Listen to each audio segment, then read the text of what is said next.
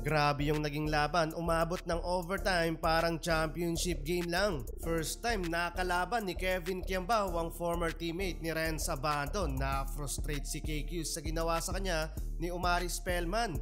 Halimaw ang former Alab Pilipinas guard na si Ethan Alvano, pinagpag ang depensa ni KQ.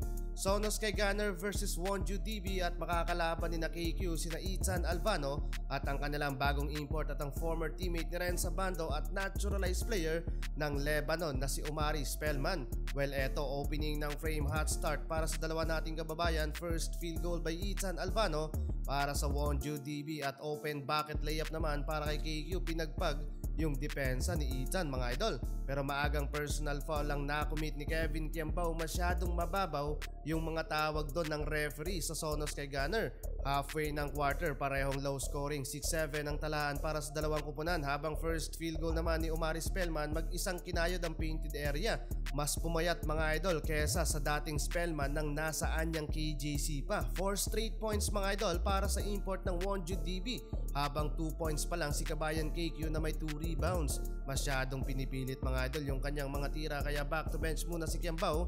Butas ang depensa ng Sonos kay Gunner kaya nailamang at lumobo sa 9 points lead ang home team. 16-25 end of first quarter. Nagbabalik sa second quarter si Kevin Kiambao pero nagbubuhat naman sa kabila mga idol si Ethan Alvano, leading scorer with 8 points and 4 assists. Fan favorite din to mga idol sa KBL, habang eto ayaw kumonekta ng tres ni Kiambao. Maalat pa mga idol with 1 of 5 from the field. Nagkasunod-sunod pa ang nakumit na foul at nakapitalize yun ni Ethan Alvano. Pero halfway ng quarter, uminit si Kiambao, 5 straight points from the Rainbow Country at fast break layup. Yun nga lang, laging may sagot etong home team sa mainit na run ng Sonos kay Gunner kaya umabot sa double digit lead ang Wonju DB. Maaga pa mga idol, malapit nang ma-foul trouble si KQ.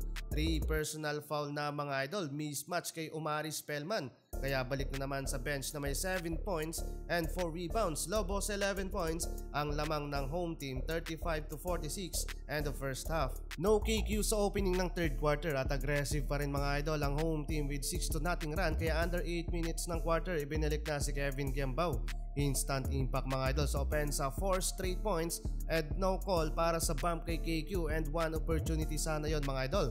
Take over si Kiambao sa third quarter, dishes 9 points, baba sa 6 points ang inahabol ng Sonos kay Gunner. Fourth quarter, eto nakapag small run mga idol ang visiting team kaya naibaba nila sa 2 points ang lead ng Wonju DB, pero consistent pa rin mga idol ang dalawang import ng home team at nagbubuhat dyan si Ethan Alvano. So far 25 points na and 7 assists. Nakakapag-draw pa ng foul mga idol sa white shirt KQ with a defensive rebound, coast to coast basket mga idol. Last 2 minutes ng quarter, step up ang local players ng Sky Gunner at nakapag-draw pa ng foul. First time nakalamang ang visiting team.